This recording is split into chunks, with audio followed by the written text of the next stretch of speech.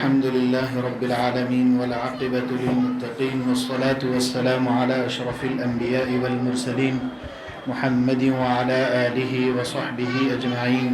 أما بعد، فقد قال الله تبارك وتعالى: يا أيها الذين آمنوا اتقوا الله ولتنظر نفس ما قدمت لغد واتقوا الله إن الله خبير بما تعملون ولا تكونوا كالذين نسوا الله فأنساهم أنفسهم أولئك هم الفاسقون لا يستوي أصحاب النار وأصحاب الجنة أصحاب الجنة هم الفائزون. صدق الله العظيم.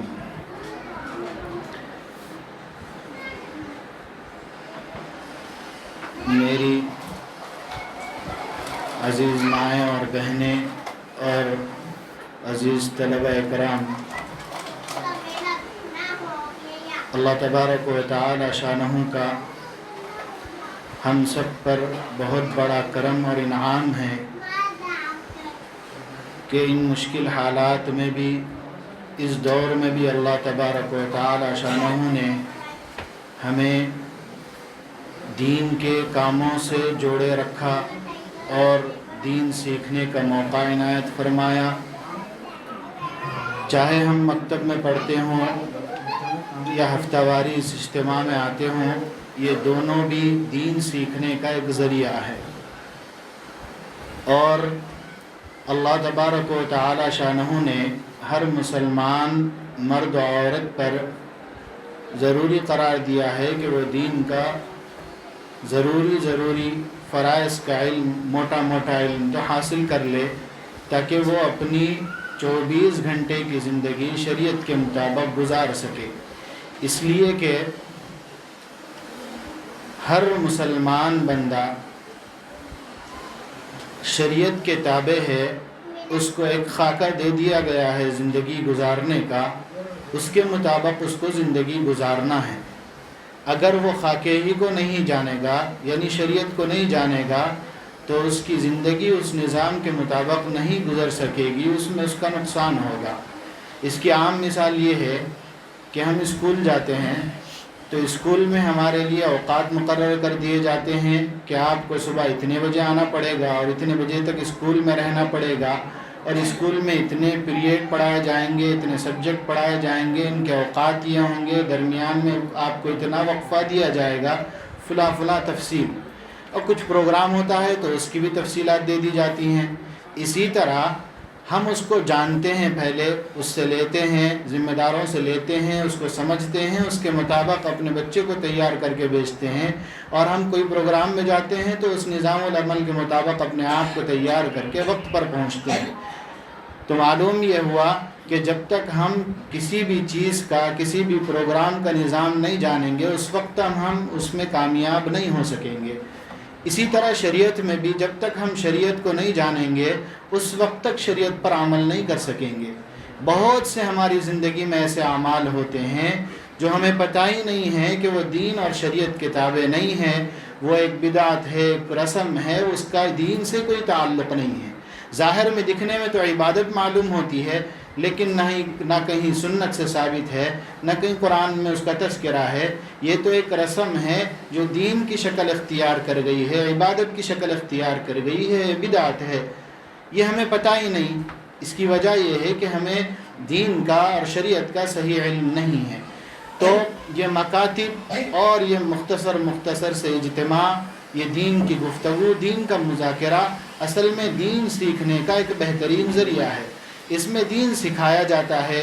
مکتب میں آپ کو قرآن کی تعلیم دی جاتی ہے، ساتھ ہی ساتھ دعائیں جو روزمرہ زندگی میں کام آنے والی ہیں وہ سکھائی جاتی ہیں.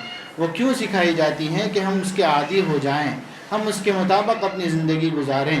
جب ہم کھانا کھائیں تو دعا پڑھیں، جب بستر پر لیٹ جائیں تو دعا پڑھیں، جب نیند سے اٹھیں تو دعا پڑھیں، جب بیت الخلاء کے لیے ضرورت سے فارغ ہونے کے لیے جائیں تو جب دعا پڑھیں، جب نکل جائیں تو دعا پڑھیں، پھر مسجد میں جائیں تو دعا پڑھیں، پھر اس کے آداب. یہ سب چیزیں مکاتب میں سکھائی جاتی ہیں. ہمیں اس لیے سکھائی جاتی ہیں کہ ہم اس پر عمل کریں. آپ عمل کریں گے تو آپ کو دیکھ کر آپ کے بھائی بہن اور جو بڑے ہیں وہ بھی عمل نہیں کریں گے، تو انشاءاللہ آپ کے عمل کی وجہ سے گھر میں دوسروں کو بھی توفیق ہوگی کہ وہ بھی دین پر عمل کریں۔ دوسری بات یہ ہے کہ ابھی میں نے جو آیت کریمہ تلاوت کی ہے اس میں اللہ تبارک و تعالی شانہ نے ارشاد فرمایا کہ اے ایمان والو اللہ سے ڈرو، یا ایھا الذین آمنوا اتقوا اللہ۔ کس چیز میں ڈرنا ہے بھئی؟ وَلْتَنْظُرْ نَفْسٌ مَا قَدَّمَتْ لِغَدٍ۔ تم میں سے ہر ایک فرد، نفس کہتے ہیں فرد کو، تو ہم میں سے یعنی مومن مسلمان اور مومن مرد، مومن مسلمان عورت اور مومن مرد دونوں کو بھی اللہ تبارک و تعالی شانہ نے مخاطب کیا کہ ہر بندہ اپنے عمل کی خود نگرانی کرے کہ وہ آگے اپنے لیے کل کیا بھیج رہا ہے، لغد کل آنے والے دن کے لیے کیا بھیج رہا ہے۔ ما قدمت، مفسرین اکرام فرماتے ہیں کہ ما قدمت میں گناہ بھی شامل ہیں اور نیکیاں بھی شامل ہیں۔ اگر وہ اللہ تبارک و تعالی شانہ کی فرما برداری کرتا ہے تو وہ اطاعت لے کر کے جائے گا اور نیکیاں لے کر جائے گا، اور اگر کوئی گناہ کرتا ہے تو اس نے گناہ کمایا ہے تو وہ گناہ لے کر جائے گا۔ ما قدمت لغد، تو اللہ تبارک و تعالی شانہ یہ مخاطب کر رہے ہیں اس صورت میں کہ دیکھو، تنبیہ کر رہے ہیں، دیکھو تم غفلت میں مت رہو، اس لیے کہ انسان غفلت میں رہتا ہے، اس لیے اللہ تبارک و تعالی شانہ فرما رہے ہیں تم غفلت میں مت رہو، اپنے آپ کی نگرانی کرتے رہو، اپنے آپ کی دیکھ بھال کرتے رہو، میں کہاں کھڑا ہوں اور مجھے کہاں جانا چاہیے تھا، میں کس طرف جا رہا ہوں، کہیں میں راستے تو بھٹک تو نہیں گیا۔ یہ نگرانی ہم کو خود کرنی چاہیے، اللہ تبارک و تعالی شانہ فرمائے۔ اور کس چیز سے ڈرو؟ کل تم قیامت کے دن جو چیز لے کے آنے والے ہو اس سے ڈرو، اس کی نگرانی کر لو کہ وہ صحیح بھی ہے کہ نہیں ہے۔ ہم عبادتیں کر رہے ہیں تو ہماری عبادت درست ہے کہ نہیں ہے، ہم نماز پڑھ رہے ہیں تو ہماری نماز درست ہے اور قابل قبول ہے کہ نہیں ہے، ہم ذکر کر رہے ہیں تو ہماری ذکر درست ہے کہ نہیں ہے، ہم خیرات کر رہے ہیں تو اخلاص کے ساتھ کی جا رہی ہے یا ریاکاری کے ساتھ کی جا رہی ہے اور اکارت جا رہی ہے۔ ان سب چیزوں پر ہر عمل کرنے سے پہلے انسان نیت کر لے، نیت کو درست کر لے اور ہر کام کو صرف اور صرف اللہ کے لیے کرنے کی کوشش کرے۔ ہماری مائیں موجود ہیں یہاں پر، یہ اس کا اہتمام کر لیں گی تو انشاءاللہ اس کا اثر اپنی اولاد پر اور گھر کے ماحول پر پڑے گا۔ ہر کام کرنے سے پہلے ہماری نیت درست ہوگی تو ہمارے گھر کا ماحول درست ہوگا، ہمیں اپنی اولاد کی تربیت کرنے میں سہولت ہوگی۔ خیر، تو اللہ تبارک و تعالی شانہ نے یہ فرمایا کہ ما قدمت لغد، پھر آگے اللہ نے فرمایا واتقوا اللہ، اللہ سے ڈرو کل کے دن کے معاملے میں۔ بڑا سخت دن ہے، بہت مشکل دن ہے، وہاں پر اللہ تبارک و تعالی شانہ کو حساب دینا ہے۔ دنیا میں ہمیں اگر اپنے ماں باپ کو یا کسی ہمارے آفس میں ذمہ دار کو حساب دینا ہو تو ہم پریشان ہو جاتے ہیں کہ بھئی سب درست ہے کہ نہیں ہے، ہم پہلے 2-3 بار چیک کرتے ہیں کہ بھئی ہمارا حساب درست ہے کہ نہیں ہے، آگے دینا ہے کسی کو، ہمیں حساب پیش کرنا ہے، ہمارے حساب میں کوئی گڑبڑ نہ ہو جائے، صاف ستھرا ہو۔ بعض مرتبہ کئی بار کرنے کے بعد بھی حساب درست نہیں ہو پاتا ہے چند غلطیوں کی وجہ سے۔ تو دنیا میں ایک حساب، چھوٹا موٹا حساب پیش کرنے کے لیے ہم پریشان ہو جاتے ہیں، تو کل قیامت کے دن اللہ تبارک و تعالی شانہ کے سامنے اپنی 60 سالہ زندگی، 50 سالہ زندگی جتنی بھی اللہ نے عطا کی ہے اس کا حساب کس طرح دیں گے؟ اس سے ڈرو، اللہ کے سامنے حاضر ہونے سے ڈرتے رہو، اس کا استحضار رہے گا تو اس کی برکت سے ہماری جو گاڑی ہے، جو زندگی چل رہی ہے وہ سیدھی رہے گی، شریعت کے راستے پر رہی، وہ بھٹکے گی نہیں، اس لیے کہ ہمارے سامنے اللہ کا استحضار ہے، ہم اللہ کو دیکھ رہے ہیں، ہم یہ سوچ رہے ہیں کہ اللہ ہمیں دیکھ رہا ہے اور ہمیشہ اللہ تبارک و تعالی شانہ کی نگرانی میں ہیں ہم، یہ استحضار رہے گا تو ہم گناہ نہیں کریں گے۔ یہی فرما رہے ہیں اللہ تبارک و تعالی شانہ، ڈرتے رہو، ہمیشہ یہ ذہن میں رکھو کہ مجھے اللہ دیکھ رہا ہے۔ اسی لیے اما جان حضرت عائشہ صدیقہ رضی اللہ تعالی عنہ کو پیارے آقا صلی اللہ علیہ وسلم نے دعا سکھائی تھی۔ آپ نے فرمایا تھا دیکھو قیامت کا دن بہت سخت دن ہوگا، اس وقت کوئی کسی کے کام نہیں آئے گا۔ فَإِذَا جَاءَتِ الصَّاخَّةُ، यौम यफिर्रुल मर्उ मिन अखीह व उम्मिही व अबीह व साहिबतिही व बनीह लिकुल्लि इम्रिइन मिनहुम यौमइदिन शअनुन युगनी। हर कोई एक दूसरे से भागेगा, बाप बेटे से भागेगा, बेटा बाप से भागेगा, माँ बेटे से भागेगी, बेटा माँ से भागेगा, शौहर बीवी से भागेगा, बीवी शौहर से भागेगी, सब एक दूसरे से भागेंगे। कहीं ये मेरे नेकियां ना मांग ले। आज सबको नेकियां कम पड़ रही, सब परेशान होंगे। तो इतना सख्त दिन होगा तो हिसाब किताब कैसे होगा भाई। तो अम्मा जान हज़रत आयशा सिद्दीक़ा रज़ियल्लाहु ताला अन्हा को प्यारे आका सल्लल्लाहु अलैहि वसल्लम ने दुआ सिखाई कि आप हमेशा दुआ करते रहो, अल्लाहुम्मा हासिबनी हिसाबन यसीरा, अल्लाहुम्मा हासिबनी हिसाबन यसीरा। ए अल्लाह मेरे हिसाब किताब को आसान कर दीजिए। सबको इस दुआ को मांगने की ज़रूरत है। दुनिया में कोई बंदा पैदा ही नहीं हुआ जो अल्लाह को हिसाब दे। किसी के अंदर ताकत नहीं है जो अहकमुल हाकिमीन, इतनी आज़मत वाले, इतनी कुदरत वाले अल्लाह को हिसाब दे सके। वहाँ तो अंबिया परेशान होंगे, नफ्सा नफ्सी का आलम होगा, वहाँ पर हम हिसाब कैसे पेश करेंगे। तो हमें इसका मामूल बना लेना चाहिए। उठते बैठते जब भी याद आ जाए अल्लाह से इखलास के साथ दुआ मांगो, दिल की गहराइयों से दुआ मांगो। अल्लाहुम्मा हासिबनी हिसाबन यसीरा। अल्लाह हम कमज़ोर बंदे हैं, नादान बंदे हैं, हम आपके सामने हिसाब पेश नहीं कर सकते। आप हमारे हिसाब को आसान कर दीजिए, हमें माफ़ फरमा दीजिए, हमारी मग़फ़िरत फरमा दीजिए, नुसरत का फ़ैसला फरमाइए। हमेशा अल्लाह तबारक व तआला शानों के सामने जहन में इस्तेज़ार करते रहना चाहिए, इसलिए कि बहुत सख्त घड़ी है क़यामत के दिन की। और एक जगह अल्लाह तबारक व तआला शानों ने क़यामत की से पहले जब नफ़ख़े उला पहली सूर फूंकी जाएंगी तो उस वक्त का नक्शा खींचा, इज़ा समाउ इन्फ़तरत व इज़ल कवाकिबु इंतसरत व इज़ल बिहारु सुज्जिरत। जब पहली सूर फूंकी जाएंगी तो जब आसमान फट जाएगा, सितारे ज़मीन पर झड़कर गिरेंगे और दरिया बह पड़ेंगे, उबल जाएंगे। फिर उसके बाद नफ़ख़े सानिया होगी, दूसरी सूर फूंकी जाएगी, व इज़ल क़ुबूर बुअ्थिरत, और कब्रें फट पड़ेंगी और कब्रों से सब उठने लगेंगे और महशर की तरफ भागेंगे। सूरह यासीन की तिलावत करते हैं, उसमें भी अल्लाह तबारक व तआला शानहू ने फरमाया, वनुफ़िख़ फ़िस्सूरि फ़इज़ा हुम मिनल अजदाथि इला रब्बिहिम यंसिलून। जब उठेंगे कब्रों से तो ये कहेंगे काफिर लोग कि हम इतने सुकून में थे, हालांकि वो आज़ाब में रह रहे होंगे, लेकिन क़यामत की सख्ती उनको इतनी मुश्किल दिखेगी कि हमें इतनी आसानी में से किसने हमें उठा दिया, हमें किसने डिस्टर्ब कर दिया, हम सुकून में थे।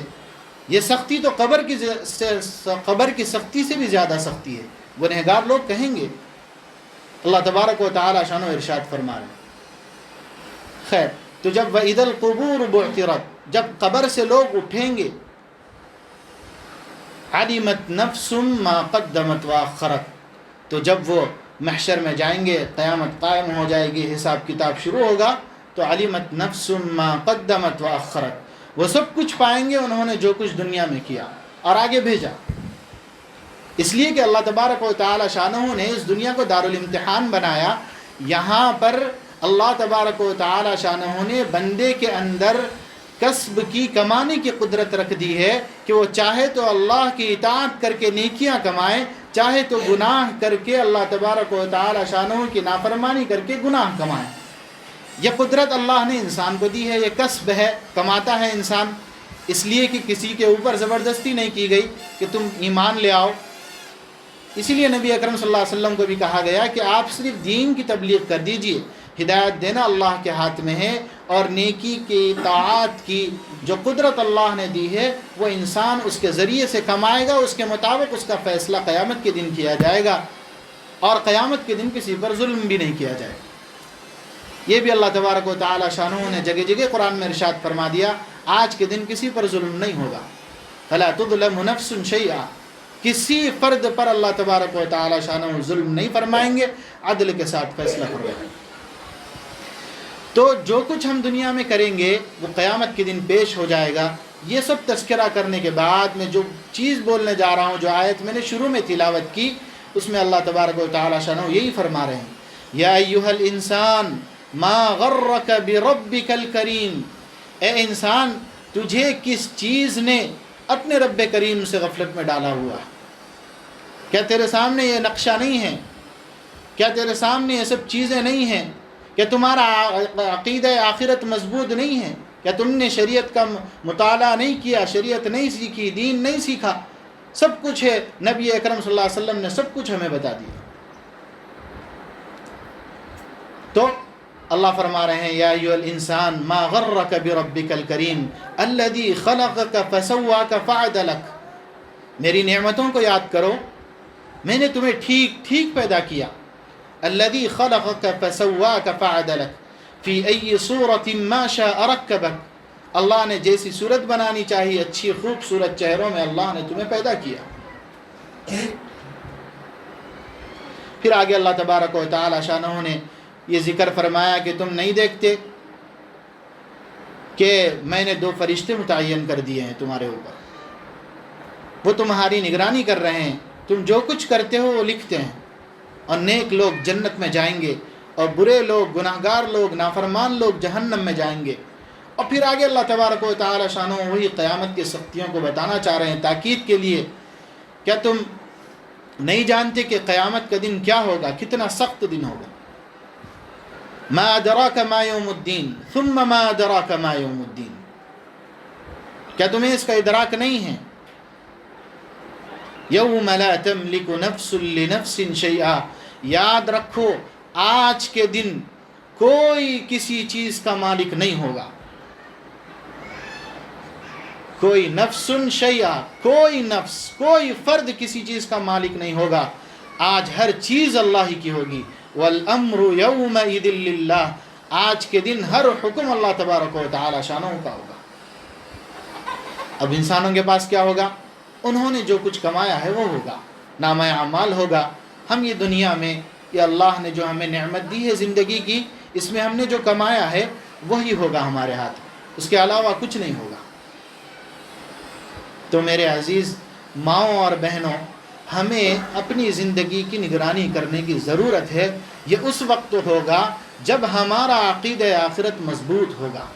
جب تک ہم اس عقیدہ آخرت سے غفلت میں ہوں گے، ہمیں استحضار نہیں ہوگا کہ زندگی ہماری آزادانہ طور پر گزارنے کی زندگی نہیں ہے، ہم ایک شریعت کے تابع ہیں، ایک نظام کے تابع ہیں، اور اللہ کے اور محمد الرسول اللہ صلی اللہ علیہ وسلم کے تابع ہیں۔ ان کے تابع ہو کر زندگی گزارنا ہے، اور ایک دن مرنا ہے، مرنے کے بعد دوبارہ اٹھنا ہے، اٹھنے کے بعد اللہ تبارک و تعالی شانہ کے سامنے حاضر ہونا ہے اور ان کو حساب دینا ہے۔ یہ استحضار نہیں ہوگا اس وقت تک ہماری زندگی شریعت کے راستے پر نہیں ہوگی۔ یہ غفلت کی وجہ سے ہو رہی ہے، یہ غفلت، اور یہ وقت جو گزر گیا وہ واپس نہیں آئے گا، وقت اپنا بدلہ ضرور لے گا۔ اسی لیے جو وقت گزر گیا ہے اللہ تبارک و تعالی شانہ سے بار بار اس کے لیے معافی مانگتے رہیں، لیکن اب تہیہ کر لیں کہ اب ہمیں اپنا عقیدہ آخرت مضبوط کرنا ہے اور اپنی اولاد کے دلوں میں بھی بٹھانا ہے۔ اب حالات ایسے نہیں ہیں کہ ہم غفلت کی زندگی بھی گزار کر آسانی سے مر جائیں، خاتمہ بالخیر ہو جائے۔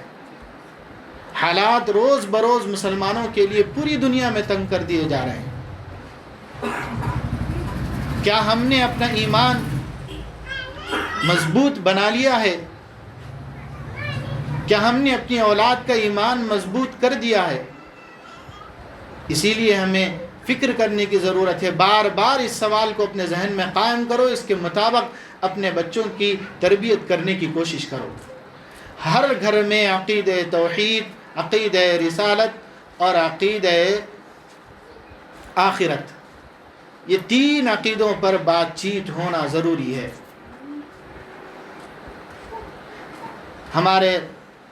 میرے والد ماجد اور اس خاندان کے تقریباً خاندان کے لوگ ہوں گے، یہاں پر تو بزرگ اور اس علاقے کے بھی بڑے بزرگ ہیں، تقریباً 3 سال سے یہی نصاب لے کے چل رہے ہیں کہ ہمیں حالات کا مقابلہ کرنے کے لیے عقیدہ توحید، عقیدہ رسالت اور عقیدہ آخرت پر محنت کرنا ہے۔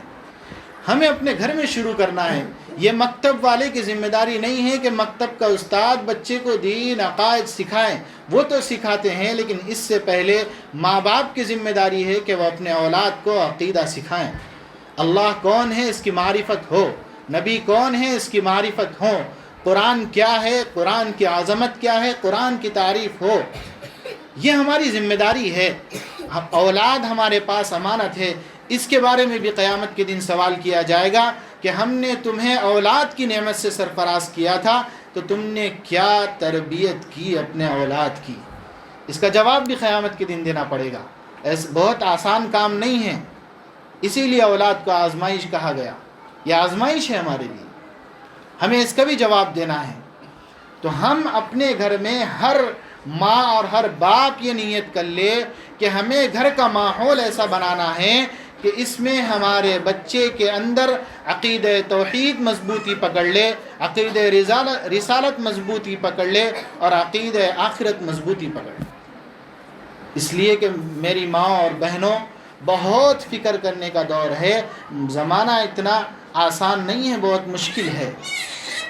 خدا نخواستہ، ہزار بار خدا نخواستہ ایسا نہ ہو جائے کل کے دن یہ نسل ایمان بیچ دے اپنا. اتنے مشکل حالات آنے والے ہیں، ہمیں اس کی پرواہ نہیں ہے. پوری قومیں مسلمانوں کے خلاف اسلام کو تباہ کرنے اور مسلمانوں کے اوپر زمین تنگ کرنے کے لیے مکمل کمر بستہ ہو گئی ہے. اگر کوئی قوم غفلت میں ہے تو وہ ہماری قوم ہے. ہم مسلمان ہیں، ابھی تک غفلت میں ہیں. ہماری عیاشیاں ختم نہیں ہوئی، ہمارے رسوم و رواج ختم نہیں ہوئے، ہماری فضول خرچیاں ختم نہیں ہوئی، ہماری غفلت ختم نہیں ہوئی. تو ہم اپنی اور اپنے اولاد کا، اپنی نسلوں کا ایمان کیسے بچائیں؟ فلسطین میں جو کچھ ہو رہا ہے اور ان لوگوں کا جو ایمان کی مضبوطی کا جو مظاہرہ ہم کر رہے ہیں، جو دیکھ رہے ہیں، وہ ایسے ہی پیدا نہیں ہو گیا. وہ جاگنے والی قوم تھی. ان لوگوں نے 20 سال اپنے اوپر اور اپنی اولاد پر محنت کی. اس کا نتیجہ یہ ہے کہ آج چھوٹا چھوٹا بچہ بھی ایمان پر مضبوطی سے قائم ہے. ایک ویڈیو آئی تھی، بالکل چھوٹے بچے تھے، دونوں بھائی بہن تھے. تو بھائی چھوٹے بہن تھی یا بھائی تھا، جو کچھ بھی تھا، تو وہ ویڈیو میں دیکھ رہا تھا. تو وہ بچہ اپنی بہن کو پڑھا رہا ہے، قل لا الہ الا اللہ محمد الرسول اللہ. بہن کو آکسیجن لگا ہوا تھا اور وہ مرنے کے قریب تھی، تڑپ رہی تھی. تو بہن کو، چھوٹا بھائی 8 سال کا بچہ اپنی چھوٹی بہن کو یہ پڑھا رہا ہے. اس کو کچھ نہیں پڑھنے نہیں آ رہا لیکن پڑھا رہا ہے، قل لا الہ الا اللہ محمد الرسول اللہ، قل لا الہ الا اللہ محمد الرسول اللہ. بچی آکسیجن لگنے کے باوجود پڑھنے کی کوشش کر رہی. تو کیا ہم نے اپنی اولاد کا ایمان اتنا مضبوط بنا دیا ہے؟ یہ کیسے پیدا ہوا؟ یہ ماؤں کی وجہ سے پیدا ہوتا ہے. جب مائیں دین کا احترام کرتی ہیں، دین کی چیزوں کا احترام کرتی ہیں اور دین پر عمل کرنے کی کوشش کرتی ہیں، ہر کام سنت کے مطابق کرنے کی کوشش کرتی ہیں، اتنا اہتمام کرتی ہیں، تو تب جا کر یہ بچوں کے اندر پیدا ہوتا ہے. اگر ہم خدا کے نافرمان ہوتے ہیں تو اولاد کے اندر بھی ہوتا ہے. جرم ہم کرتے ہیں اور اولاد کو پیٹتے ہیں. اسی لیے سب سے پہلے ہمیں اپنے آپ کو بدلنا ہے. بچے جو گھروں میں ہوتے ہیں وہ گھر کے ماحول کو دیکھ کر بنتے ہیں. کل مولود یولد علی فطرہ، ہر پیدا ہونے والا بچہ اپنی فطرت پر، فطرت اسلام پر پیدا ہوتا ہے. لیکن اس کو گھر کا ماحول جیسا ملتا ہے اس میں وہ بڑھنا شروع ہو جاتا ہے، اسی کے مطابق اس کی تربیت ہو جاتی ہے. اسی لیے ہمیں گھر کا ماحول، اسلام والا ماحول، صحابہ کے گھروں والا ماحول، ایمان والا ماحول بنانا ہوگا. تب جا کر ہماری اولاد کا ایمان مضبوط ہوگا اور ہمارا ایمان بھی مضبوط ہوگا اور خاتمہ بالخیر ہوگا انشاءاللہ. تو میں نے جو آیت کریمہ تلاوت کی تھی اس میں اللہ تبارک و تعالی شانہ نے تنبیہ کرتے ہوئے ارشاد فرمایا، ایمان والو اپنے آپ کی دیکھ بھال کرو کہ جو کچھ تم بیچ رہے ہو، آگے بھیج رہے ہو، وہ درست بھی ہے کہ نہیں ہے، اس کی دیکھ بھال کرتے رہو اور اللہ سے ڈرتے رہو. بے شک اللہ تبارک و تعالی شانہ تم جو کچھ کرتے ہو اس کو خوب جانتا ہے. پھر آگے فرمایا وَلَا تَكُونُوا كَالَّذِينَ نَسُوا اللَّهَ فَأَنسَاهُمْ أَنفُسَهُمْ، اور ایک تنبیہ فرمائی، اور ان لوگوں کی طرح نہ ہو جاؤ جو اللہ کو بھلا بیٹھے. تو پھر اللہ تبارک و تعالی شانہ نے بھی ان کو بھلا دیا، یعنی ان کو ایسی غفلت میں ڈال دیا کہ وہ یہ سوچ ہی نہیں سکے کہ ان کے لیے، ان کی زندگی کے لیے کون سی چیز بہتر ہے اور کون سی چیز خراب ہے، درست نہیں ہے، جو ان کی عاقبت خراب کرنے والی ہے. یہ سوچنے کا موقع اللہ تبارک و تعالی شانہ نے انہیں دیا ہی نہیں. حدیث میں ہے کہ جب بندہ گناہ کرتا ہے تو اس کے دل پر ایک سیاہ دھبا ہو جاتا ہے. جب پے در پہ اللہ تبارک و تعالی شانوں کی نافرمانی کرتا ہے تو سیاہ بڑھتے جاتے ہیں، دل بالکل سیاہ ہو جاتا ہے، پھر اس کے اندر سوچنے کی صلاحیت پیدا نہیں ہوتی، ختم ہو جاتی، نور ختم ہو جاتا ہے، ایمان کمزور پڑ جاتا ہے. ایمان والا تو رہتا ہے لیکن نور کمزور پڑ جاتا ہے، گناہ غالب آ جاتے ہیں. تو یہی فرما رہے ہیں اللہ تبارک و تعالی شانہ. کہیں ہماری غفلتوں کی وجہ سے خدا نخواستہ اللہ تبارک و تعالی شانہ ہمیں بھی آزمائش میں ڈال دیں، اللہ نہ کرے. اللہ ہمیں اس سے بچائے رکھے، ہمیں مرتے دم تک ایمان پر اور دین پر جمے رہنے کی توفیق عطا فرمائے. لیکن اللہ تبارک و تعالی شانہ تنبیہ فرما رہے ہیں، غور کرتے رہو. یہی ہے کہ غور کرتے رہو، غور کرتے رہو، اپنے آپ کا محاسبہ کرتے رہو. جب تک ہم اپنے آپ کی نگرانی نہیں کریں گے اس وقت تک ہماری ترقی ممکن نہیں ہوگی. 60 سال کی زندگی ہو جائے گی، ہم وہی سیڑھی پر رہیں گے، آگے نہیں بڑھیں گے. اسی لیے ہمیشہ اپنے آپ کی دیکھ بھال کرنا چاہیے، اپنا محاسبہ کرنا چاہیے. نیکی ہو جائے، اللہ کی طاعت ہو جائے تو شکریہ ادا کرو، اور گناہ ہو جائے تو فوراً اللہ سے اپنا معاملہ درست کرو. اسی طرح گاڑی آگے بڑھتی ہے. اگر ہم غفلت کے شکار رہیں گے تو وہیں رہیں گے. اولئک هم الفاسقون، اللہ نے فرمایا یہی لوگ ہیں جو فاسق ہے، فاجر ہیں اور جہنم میں جانے والے لوگ ہیں. آگے اللہ تبارک و تعالی شانہ نے فرمایا دیکھو لا یستوی اصحاب النار و اصحاب الجنہ، جنت والے لوگ اور جہنم والے لوگ دونوں برابر نہیں ہو سکتے. یقیناً جنت والے لوگ ہی کامیاب ہونے والے ہیں. آگے اللہ تبارک و تعالی شانہ نے اور ایک تنبیہ فرمائی، لو انزلنا هذا القرآن على جبل لرأيته خاشعا متصدعا من خشیۃ اللہ. اگر میں یہ قرآن پہاڑ پر نازل کرتا تو پہاڑ اس قرآن کے بار کی وجہ سے قرآن کا اثر لے کر ٹوٹ جاتا، ریزہ ریزہ ہو جاتا. تو قرآن کا اثر مسلمانوں پر کیوں نہیں ہو رہا ہے؟ قرآن کا اثر مومن پر کیوں نہیں ہو رہا ہے؟ اس لیے تو قرآن تاثیر رکھتی ہے اپنے اندر، ہر ایک کو اس کا نفع ہوتا ہے. اور شفاء لما فی الصدور کہا گیا ہے قرآن مجید کو. کیوں نہیں ہو رہا بھائی؟ تو ہمارے دل سخت ہو گئے ہیں، ہم اللہ سے غافل ہو گئے ہیں، ہماری غفلتیں بڑھ گئی ہیں، جس کی بنیاد پر ہمیں یہ احساس ہی نہیں ہو رہا ہے کہ اللہ ہم سے کیا مخاطب کر رہا ہے، کیا کہنا چاہتا ہے. ہم نے کبھی قرآن کو غور کر کے نہیں پڑھا، ہماری زندگی میں ہم نے کبھی قرآن کی مکمل تفسیر ایک بار بھی نہیں پڑھی. اب تو آسان اردو میں مفتی تقی عثمانی صاحب دعوت برکاتہم کی آسان ترجمہ قرآن بھی ہے. علماء اکرام نے فرمایا کہ ہر انسان کو، ہر مسلمان کو کم سے کم اپنی زندگی میں ایک بار قرآن ترجمے کے ساتھ پڑھ لینا چاہیے، روزانہ تھوڑا تھوڑا ہی سے. کیا ہم نے پڑھ لیا؟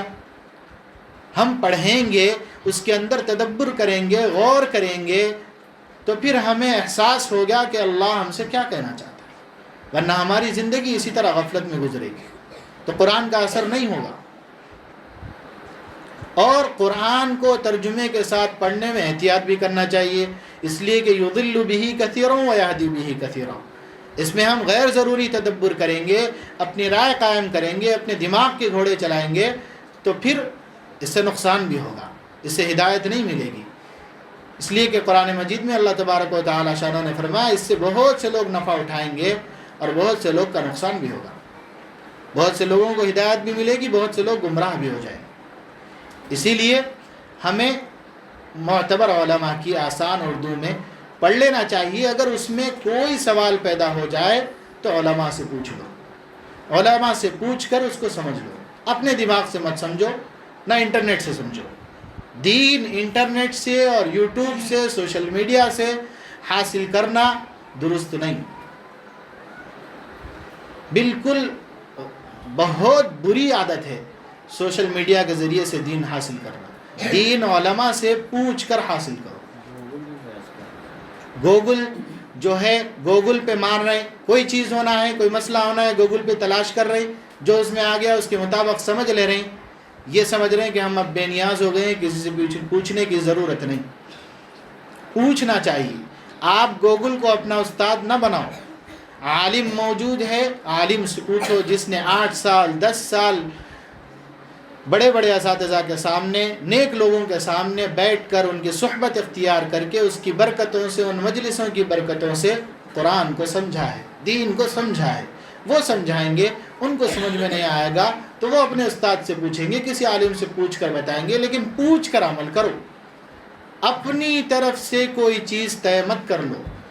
یہ دین میں نفع کے بجائے دین کے لیے نقصان ہے، ہمارے ایمان کے لیے نقصان ہے۔ تو آج کے پوری بات کا خلاصہ یہ ہے کہ اپنے گھر کے ماحول کو درست کریں، ایمان والا ماحول بنائیں اور اپنا اور اپنی اولاد کا عقیدہ مضبوط کریں تاکہ ہم ایمان پر جمے رہ سکیں اور ہمارا خاتمہ بالخیر ہو سکے۔ اور پھر آگے 2 دن میں، شاید کل یا پرسوں، ایک رات آنے والی ہے جس کا تعلق مسلمانوں سے نہیں ہے، لیکن آج کے زمانے میں اللہ ماشاء اللہ ہر مسلمان بھی وہ رات مناتا ہے۔ 1 جنوری کی جو رات ہوتی ہے نیو ایئر کے نام سے، بہت سے مسلمان اس میں شریک ہو جاتے ہیں۔ یہ مسلمانوں کی جشن کی رات نہیں ہے، مسلمانوں کی کوئی عید نہیں ہے۔ مسلمان کی عید تو 2 ہی ہے، ایک عید الفطر ہے، ایک عید الاضحیٰ ہے، جو رمضان کے روزے ختم ہونے کے بعد ایک خوشی کا موقع اللہ تبارک و تعالی شانہ نے عطا فرمایا، اور پھر 10، 11، 12 3 دن ذی الحجہ کے اللہ تبارک و تعالی شانہ نے عطا فرمایا۔ اس کے علاوہ ہمارے لیے کوئی عید کا دن نہیں ہے، کوئی جشن کا دن نہیں ہے۔ تو یہ یہودیوں کا اور عیسائیوں کا دن ہے۔ اصلاً تو یہ عیسائی لوگوں نے شروع کیا، بلکہ عیسائیوں میں بھی وہ عیسائی جو نافرمان تھے، جو عیسائیت پر عمل نہیں کرتے تھے، عیسائیت سے بیزار لوگ تھے، وہ لوگ شروع کیے، اور بہت بیکار دن ہے۔ تو اس لیے ہم دوسروں کی دیکھا دیکھی اور دوسروں کی عیدوں کو نہ منائیں۔